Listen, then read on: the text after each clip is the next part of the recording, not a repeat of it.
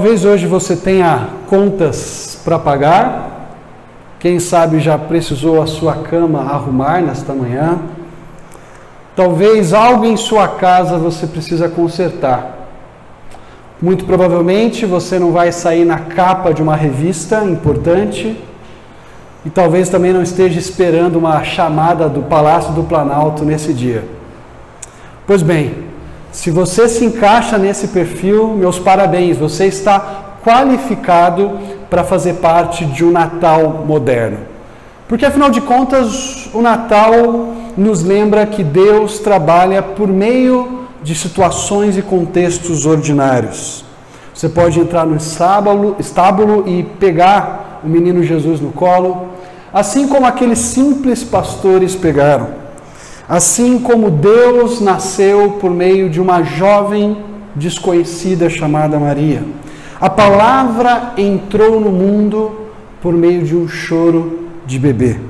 Deus escreve a sua história com pessoas comuns, como Maria e José, como os pastores, como os sábios desconhecidos, como você e eu. E pensando nesse contexto humilde, simples e comum do Natal, eu quero relembrar com vocês nessa manhã uma cena. A cena da visita dos pastores ao menino Jesus. Ao contrário do que muita gente pensa, provavelmente o contexto em que os pastores visitam Jesus não é simultâneo ao contexto em que os sábios visitam Jesus. Os pastores provavelmente sejam as primeiras testemunhas externas daquele menino que nasceu. Então vamos acompanhar o que essas testemunhas presenciaram naquela noite. Lucas capítulo 2, versículos de 8 a 20 será a nossa passagem de hoje. Lucas capítulo 2, versículos de 8 a 20. O texto da palavra de Deus diz o seguinte: havia pastores que estavam nos campos próximos e durante a noite tomavam conta dos seus rebanhos. E aconteceu que um anjo do Senhor apareceu-lhes, e a glória do Senhor resplandeceu ao redor deles, e ficaram aterrorizados. Mas o anjo lhes disse: não tenham medo, estou lhes trazendo boas novas de grande alegria, que são para todo o povo. Hoje, na cidade de Davi, lhes nasceu o Salvador, que é Cristo o Senhor. Isto lhes servirá de sinal: encontrarão um bebê envolto em panos e deitado numa manjedoura. De repente, uma grande multidão do exército celestial apareceu com um anjo, louvando a Deus e dizendo: glória a Deus nas alturas, e paz na terra aos homens aos quais Ele concede o seu favor. Quando os anjos os deixaram e foram para os céus, os pastores disseram uns aos outros: vamos a Belém e vejamos isso que aconteceu e que o Senhor nos deu a conhecer. Então correram para lá, encontraram Maria e José e o bebê deitado na manjedoura. Depois de o verem, contaram a todos o que lhes fora dito a respeito daquele menino. E todos os que ouviram o que os pastores diziam ficaram admirados. Maria, porém, guardava todas essas coisas e sobre elas refletia no seu coração. Os pastores voltaram glorificando e louvando a Deus por tudo o que tinham visto e ouvido, como lhes fora dito. A nossa história começa com pastores próximos ali da cidade de Belém, cuidando do seu rebanho, cuidando das suas ovelhas. Homens que não tinham importância na sociedade judaica da época, na verdade homens que eram desprezados. Pastores eram mal vistos pelos judeus dos chamados Segundo Templo, daquele período em que Jesus nasce. Vários rabinos, inclusive judeus, descreviam pastores como se fossem ladrões. Um rabino chega ao ponto de, ao comentar o Salmo 23, dizer que não havia profissão mais desprezível do que a de um pastor.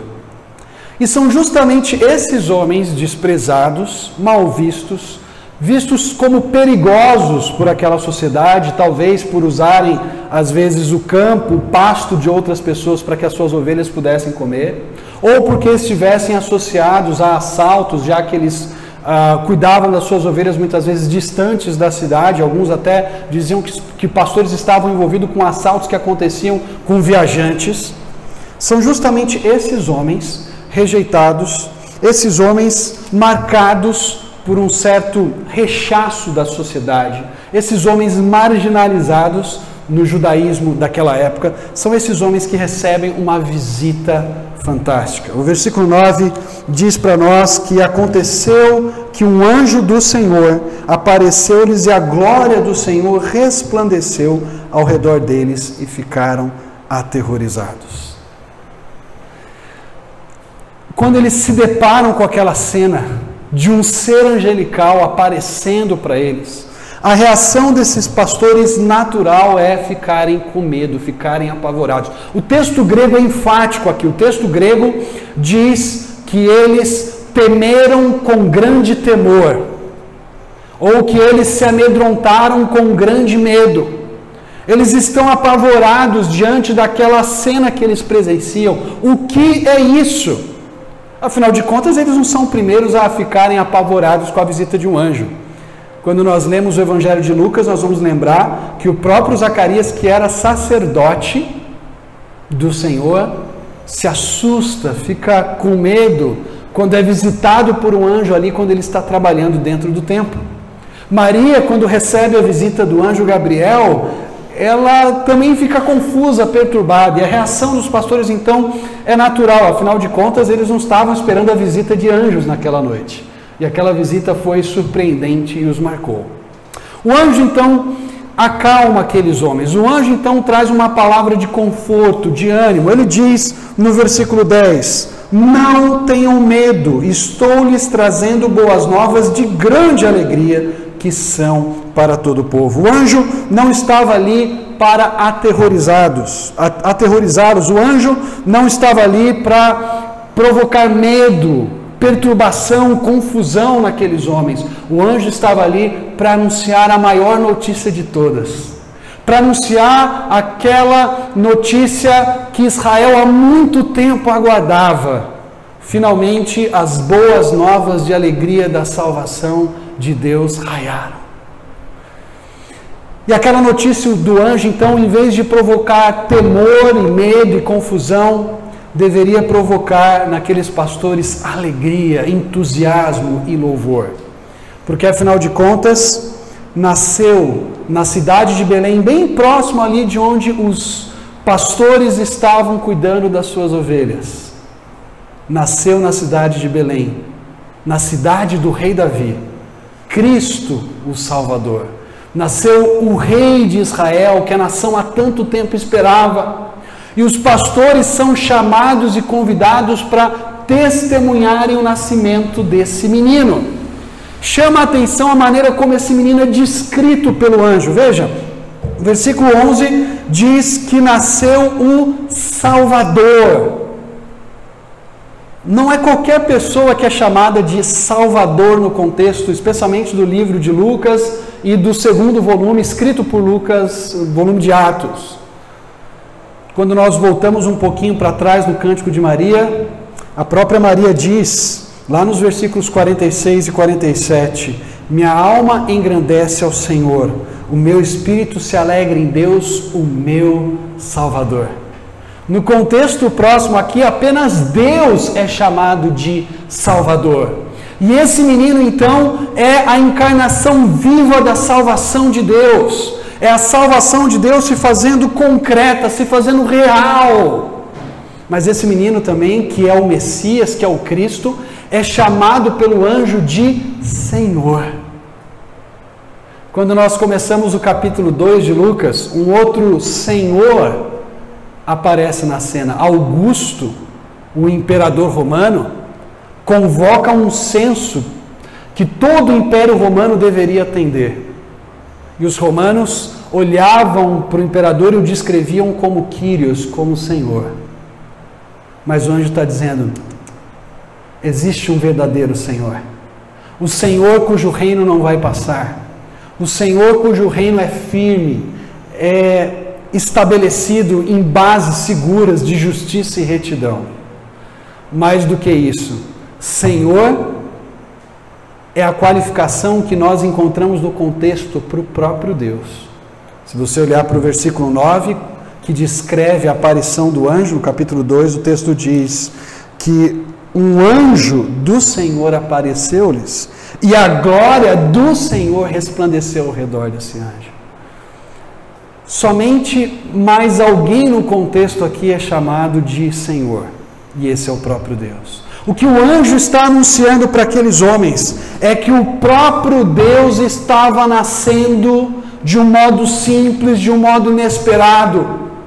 E aqueles pastores são convidados a irem à presença desse Deus, a irem à presença desse Senhor e encontrar com esse Senhor deitado numa manjedoura, num coxo em que animais se alimentavam. Ali estaria repousando um bebezinho, que era o próprio Deus encarnado.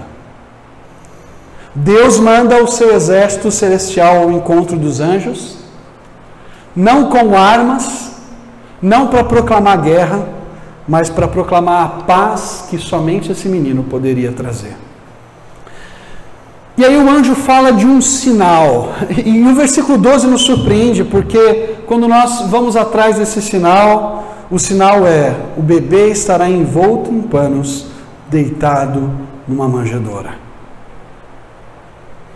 Qual o sinal? Essa palavra sinal é significativa, porque ao longo do evangelho de Lucas, e nos outros evangelhos também, muitos sinais miraculosos são feitos. Paralíticos são curados, cegos passam a ver, endemoniados são libertos da sua prisão, mas o sinal para o qual o anjo aponta aqui parece não ter nada de extraordinário. É somente um bebê envolto em panos num lugar humilde como uma estrebaria. Mas é justamente ali que Deus se faz conhecido. E Deus resolve então se revelar de maneira especial a esse grupo de homens marginalizados pela sociedade, esse grupo de homens que jamais imaginariam ser chamados à presença de Herodes, o rei da Judéia, muito menos à presença de César Augusto, o imperador, mas que são chamados nessa noite à presença do Rei dos Reis, que são chamados essa noite à presença do Deus que criou céus e terra. E afinal de contas, esse Rei dos Reis, Senhor dos Senhores, tem algo importante a trazer para a humanidade. E aí, a cena que nós encontramos no versículo 13 é uma cena maravilhosa. Nos versículos 13 e 14, de repente, uma grande multidão do exército celestial apareceu com um anjo, louvando a Deus e dizendo: glória a Deus nas alturas, e paz na terra aos homens aos quais Ele concede o seu favor. Está aqui o exército celestial, não com armas empunhadas, mas com louvor saindo da sua boca. Não com uma declaração de guerra, mas com uma declaração de paz. De glória a Deus nas alturas por manifestar a sua salvação e a sua redenção, e paz aos homens a quem Ele concede o seu favor. Paz aos homens que outrora distantes de Deus, outrora inimigos de Deus, outrora pessoas sem esperança neste mundo, agora passam a ter um relacionamento com o Criador. Aqueles que eram inimigos, que se opunham, rebeldes ao verdadeiro soberano de céus e terra, agora recebem desse Deus uma mensagem de paz. Em Cristo Jesus, naquele menino, deitado naquela manjedoura, havia a promessa de redenção e de salvação. Na verdade, naquele menino, essa promessa começava a se consumar, começava a se tornar real. E é para esses homens simples que a salvação é manifesta. E aí nós somos lembrados que o próprio Evangelho de Lucas, no momento em que Jesus recebe os discípulos exultando e se alegrando, porque eles estavam proclamando o reino de Deus e demônios se submetiam a eles, Jesus ora ao Pai lá em Lucas 10, 21, dizendo: eu te louvo, Pai, Senhor do céu e da terra, porque escondeste as coisas dos sábios e cultos e as revelastes aos pequeninos. Sim, Pai, pois assim foi do teu agrado. Essa palavra agrado lá em Lucas 10, 21, ou favor, é a mesma palavrinha que é usada aqui para falar aos quais o Senhor concede o seu favor. Deus concede o seu favor não para os grandes. Deus concede o seu favor não para aqueles que se acham autossuficientes, plenamente justos. Deus concede o seu favor não para aqueles que acham que podem se aproximar de Deus pelas suas próprias qualidades e méritos. Deus derrama o seu favor sobre aqueles pequeninos que se aproximam desse Deus, não com base na sua justiça, mas com base na justiça e na paz que aquele menino que estava na manjedoura um dia traria na cruz do Calvário e na ressurreição ao terceiro dia. Como Lutero escreveu em uma das suas músicas, atentem, este é o sinal, no coxo em fraldas muito mal, deitado está o que mantém os céus, a terra e o sustém. Aquele menininho na manjedoura era o próprio Deus que com seu balbuciar sustentava céus e terra. E aqueles pastores então têm um encontro com esse menino. E esse texto então nos lembra que Deus, ele tem prazer, que Deus, ele se alegra em se revelar aos pequenos desse mundo. Aqueles que compreendem a sua pequenez, aqueles que compreendem a sua ausência de valor e fragilidade. Afinal, duas palavras importantíssimas aqui aparecem no texto e que são usadas depois pelo apóstolo Paulo para sintetizar a ideia de salvação. Veja, na canção dos anjos, eles dizem, glória a Deus nas alturas. Afinal de contas, o apóstolo Paulo não nos diz lá em Romanos capítulo 3, que todos pecaram e destituídos estão da glória de Deus. Mas essas pessoas que pecaram e que estão afastadas da glória de Deus, no versículo 24 de Romanos diz que elas são justificadas gratuitamente pela graça de Deus por meio da redenção que há em Cristo Jesus. Aquela glória que nós éramos incapazes de nos aproximar, aquela glória que nós éramos incapazes de render a Deus porque estávamos em pecado separados dele.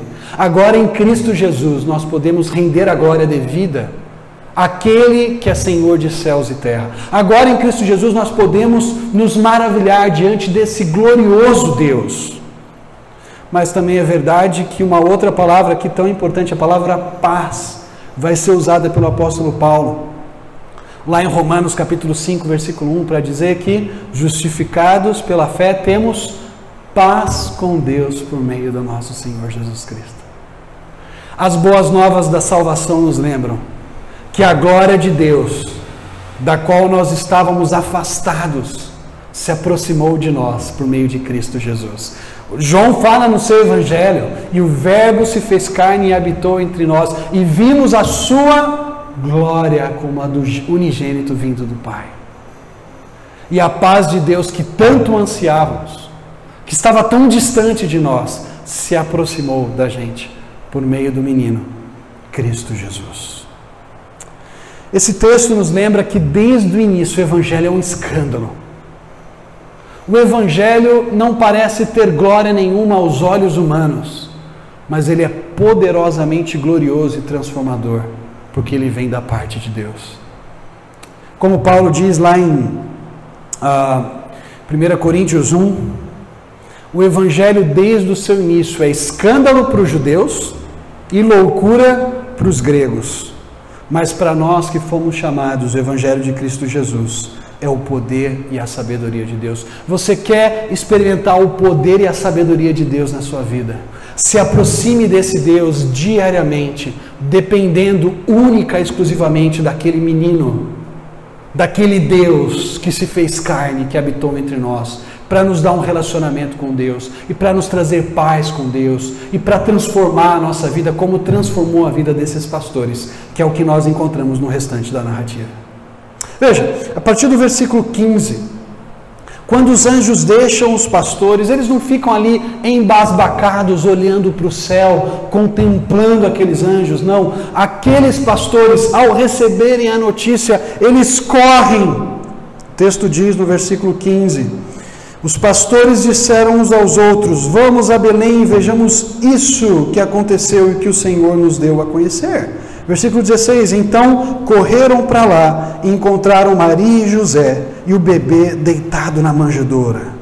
Depois de o verem, contaram a todos o que lhes fora dito a respeito daquele menino. E todos que ouviram o que os pastores diziam ficaram admirados. Esses homens correm para encontrar Jesus. Esses homens correm para encontrar Cristo, o Senhor. Assim como Maria, quando recebe a notícia do anjo Gabriel, corre para se encontrar com Isabel, a mãe de João Batista. Esses pastores, ao receberem a mensagem do anjo e verem aquele coro celestial cantando, correm para se encontrar com Cristo, o Salvador.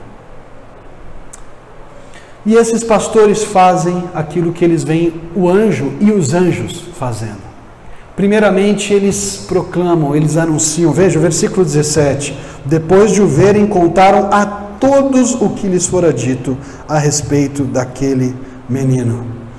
Esses pastores se tornam servos da palavra. A mesma palavra que eles recebem do anjo, que explica para eles o que aquele menino era, o que ele representava, eles anunciam para as pessoas. Nasceu o Salvador, nasceu o Cristo, nasceu o Senhor, Ele está no meio de nós, Ele está lá numa manjedoura em Belém.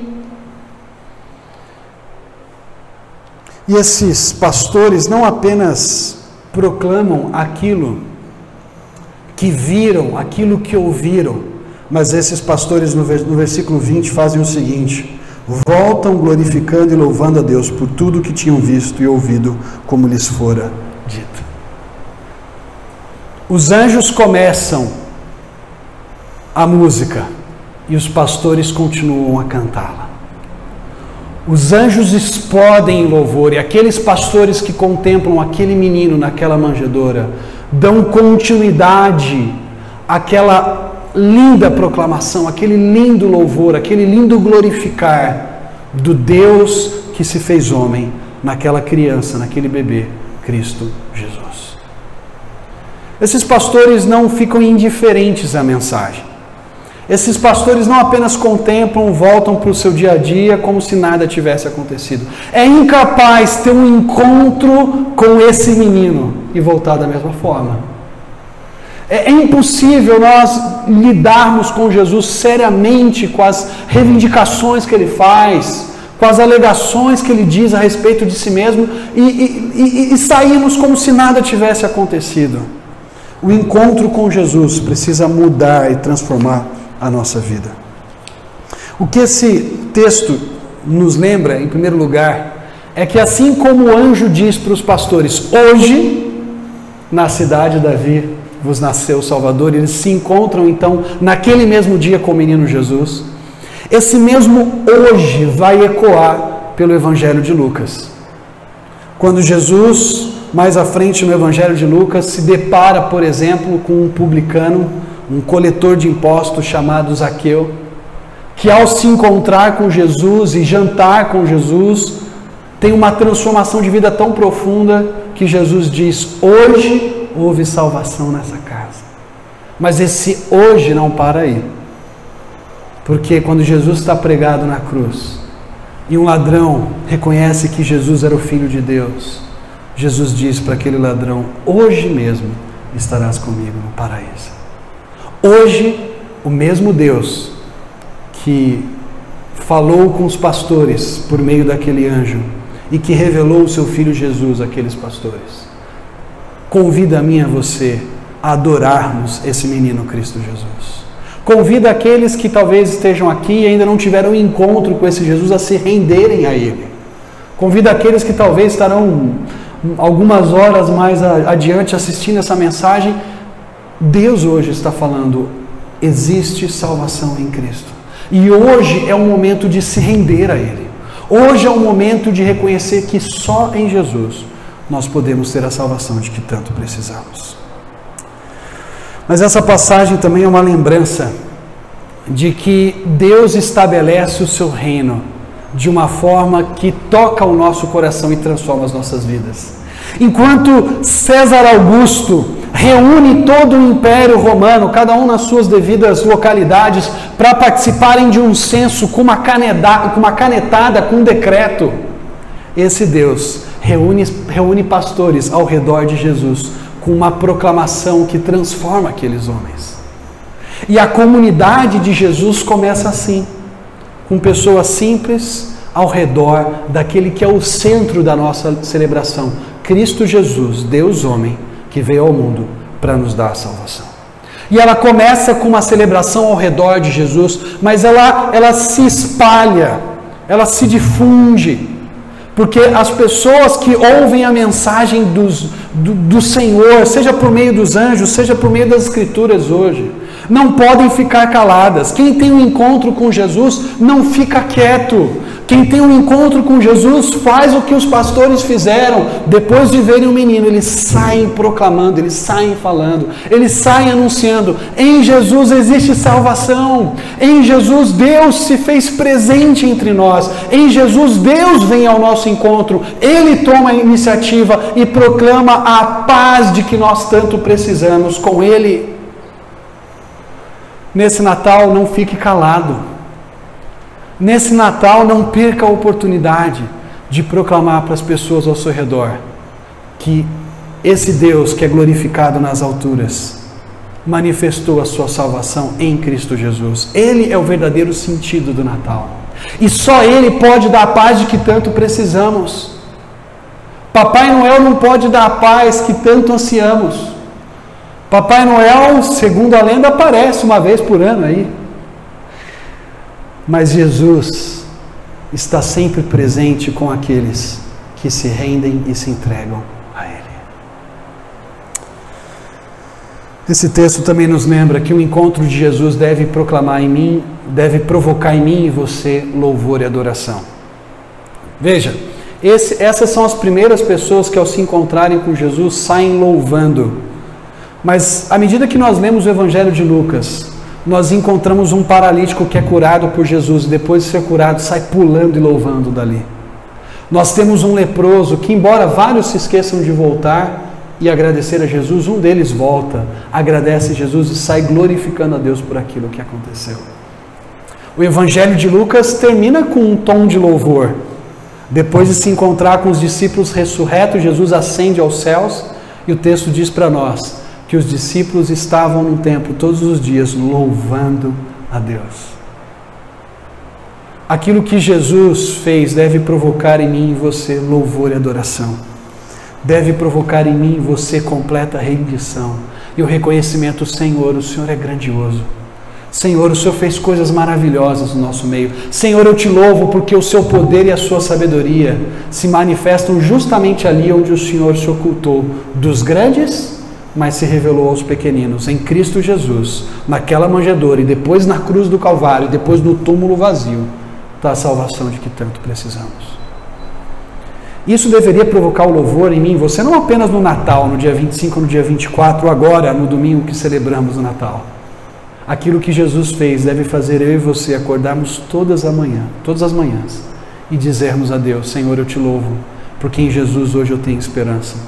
Senhor, eu te louvo porque em Jesus a minha vida faz sentido. Senhor, eu te louvo porque o meu futuro está garantido. Senhor, eu te louvo porque o meu passado foi completamente redimido. Nós criamos inúmeros heróis. Os seres humanos são capazes de produzir e criar e imaginar vários heróis na sua mente.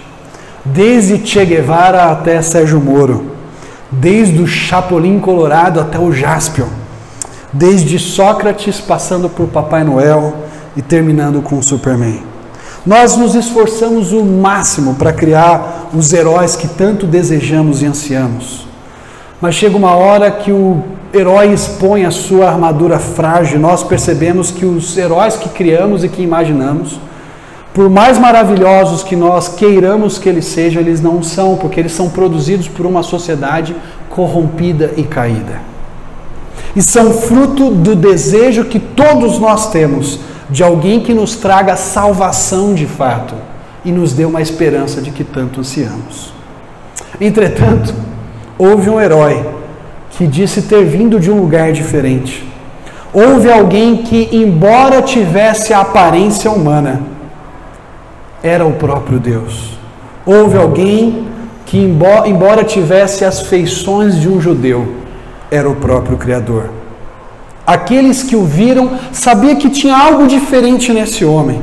Um toque da sua mão e os cegos enxergavam, um comando seu, os paralíticos andavam, um abraço seu e as vidas que estavam sem esperança se enchiam de esperança.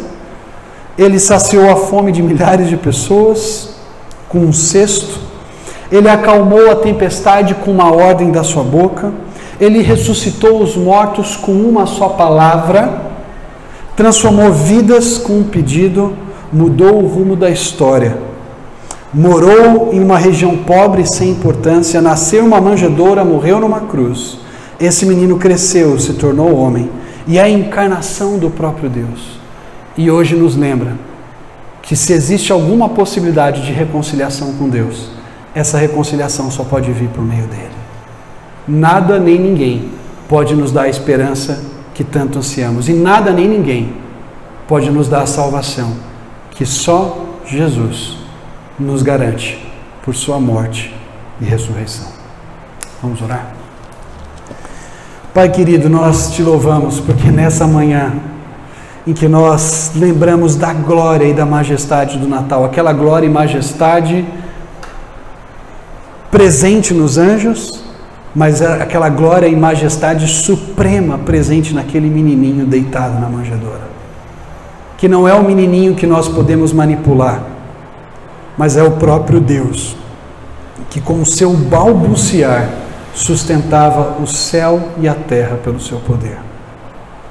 Nós nos dobramos diante de Ti nessa manhã, Pai, e Te louvamos porque em Jesus existe uma salvação que não é apenas um desejo nosso, mas é uma realidade que o Senhor tornou para nós em Cristo Jesus, o nosso Salvador. Que a nossa vida seja pautada pela proclamação de quem esse Jesus é e pelo louvor e adoração a esse Jesus, que é o Deus homem.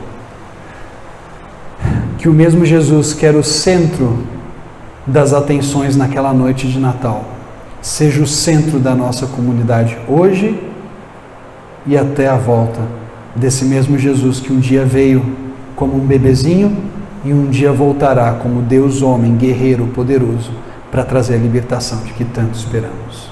É no nome de Jesus, o Salvador, o Cristo, o Senhor, que oramos. Amém.